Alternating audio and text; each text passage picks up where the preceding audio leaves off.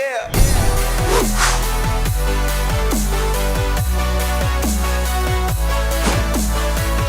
Welcome back to the Gridiron Expert. What a season Oregon had in 2019.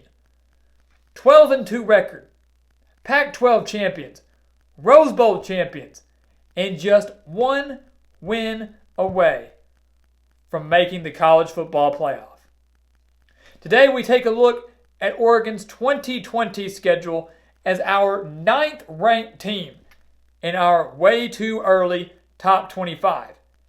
And I can already tell you that Oregon is going to be the favorite in the Pac-12 going into 2020, but certainly a college football playoff contender as well. And that's despite all the losses that they have, namely their star quarterback in Justin Herbert. Oregon is certainly going to have to find some new pieces offensively. They're going to have to work a lot of new things out offensively. Might be Anthony Brown under center, the transfer quarterback from Boston College. Could be somebody else. And they're going to have to adjust to a new system as they landed Joe Moorhead as their brand new offensive coordinator, where he was formerly the head coach at Mississippi State. But luckily for them, C.J. Verdell is back, one of the best running backs in the entire Pac-12, and even better.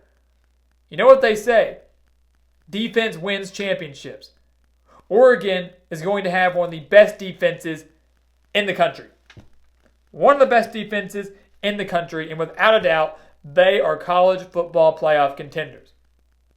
But all of those hopes could be dashed very, very early, as the Ducks have probably one of the toughest two-game stretches to open up the season out of anybody in the entire country. They first open up the season against North Dakota State. And if you don't watch college football that often, if you're relatively new to it, or maybe you don't pay much attention to the FCS, you'd look at this and you'd say, why is North Dakota State a big game? Why is this even a game we're discussing? It's because North Dakota State could probably go out and beat your team right now. They are the reigning FCS national champions. They have won countless FCS national champions. I believe 8 of the past 9 now it has been. They also have one of the best quarterbacks, not just in the FCS, but in the entire country in Trey Lance. Trey Lance at quarterback. If you don't know his name, you will certainly know it by the end of this matchup on September 5th. And while this game is in Eugene, while it is at Oregon, it is a major trap game for the Ducks, especially for a team that has a lot of key pieces they're trying to replace, especially on the offensive side of the ball. The Bison, we know, do not back down from a challenge. They are not afraid to go into anywhere and try to get a win. They're very physical, they're fearless, and they are hoping to shock the college football world in Week 1. Big Week 1 game under the radar that not many people will be paying attention to, but one that you certainly should. The game that a lot of people will be paying attention to and will have circled on their calendar is Week 2 against Ohio State. Another reason why this North Dakota State game is so scary, because you could see Oregon maybe overlooking them in preparation for the Buckeyes on September 12th. But you've got an Ohio State team that is hungry to avenge their college football playoff loss last year to Clemson. Justin Fields, back for the Buckeyes. Also one of the best quarterbacks in the nation. They're going to be facing 2 of the best QBs in the country, and so you're really going to see how good this defense is. You're really going to see if this defense is legit or not going up against 2 very dangerous offenses in North Dakota State and Ohio State. But the Buckeyes are once again playoff contenders, heavy favorites in the Big Ten, and for many, the heavy favorites to win the whole thing, the whole national championship. They have to come out to Autzen Stadium, which is going to be an electric atmosphere. Could be the host of College Game Day. And it's going to be very interesting to see how quickly Oregon fixes their things on offense, how quickly they gel offensively in preparation for one of the biggest games of the year. So right off the bat, 2 very difficult games. Oregon more than likely will open up 1-1. Maybe 2-0. Can't imagine it's going to be 0-2. But it's going to be very interesting to see how this plays out. And of course, we're not predicting any games yet. That will come much later. So after that very difficult 2-game stretch, they get Hawaii at home. kind of a little bit of a break there, even though Todd Graham, once again, will have a very dangerous Rainbow Warriors offense to go up against. So this Oregon defense is going to get their hands full. They're going to have some tough offensive tests. You're really going to see what they're made of. Then they jump into Pac-12 conference play, facing off against Colorado on the road. They beat the Buffaloes 45-3, and Colorado's kind of in a disarray right now. They lost Mel Tucker. They wanted to hold on to him for so long. They tried so hard, and Michigan State gave him an offer he could not refuse. Mel Tucker left. Carl Durrell is in.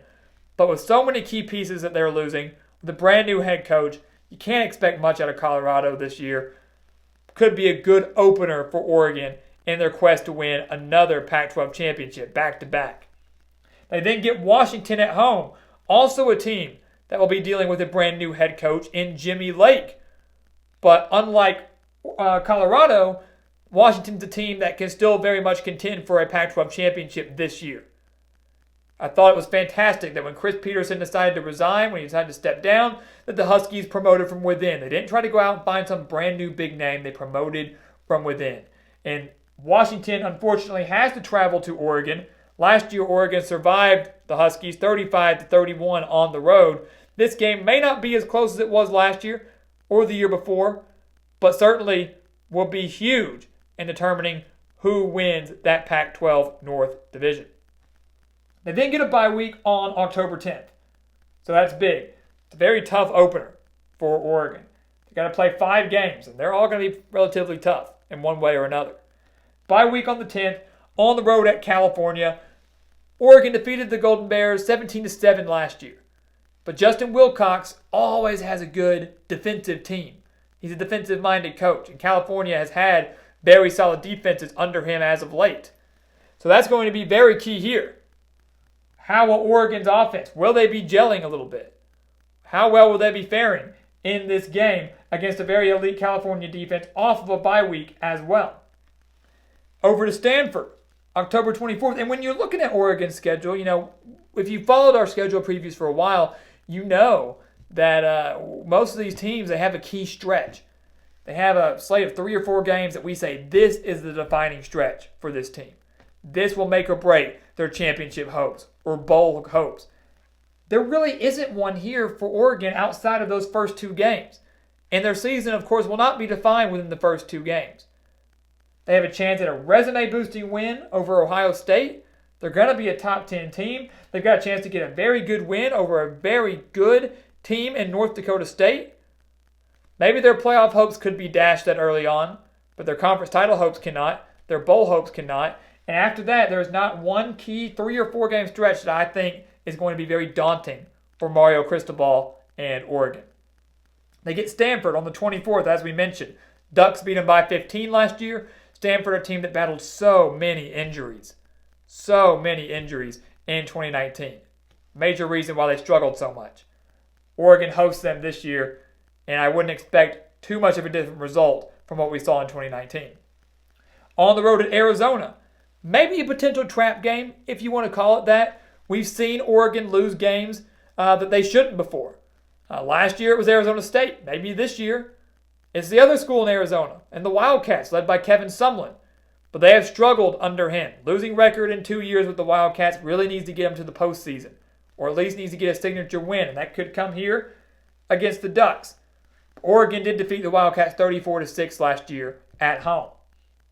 This is the game on November 7th, the month of November, that really could be the key for Oregon. If you look for another key stretch, it's right here at the beginning of November when they face off against USC, Arizona State, and Washington State. USC, even though Oregon beat them 56-24 last year, I wouldn't expect that to be the case this year.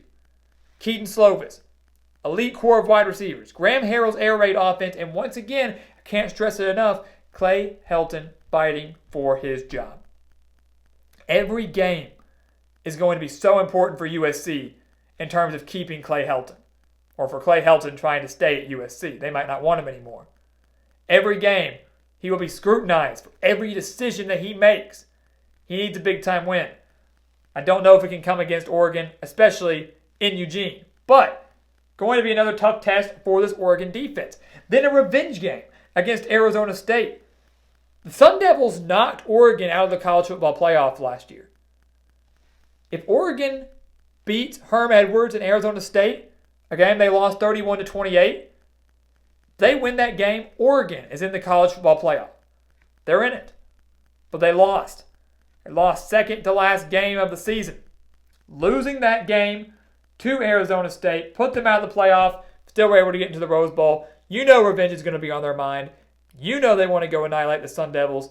Jaden Daniels, a fantastic quarterback, already one of the emerging stars in the Pac-12 and in the country, going to try to come into Eugene and see if lightning can strike twice.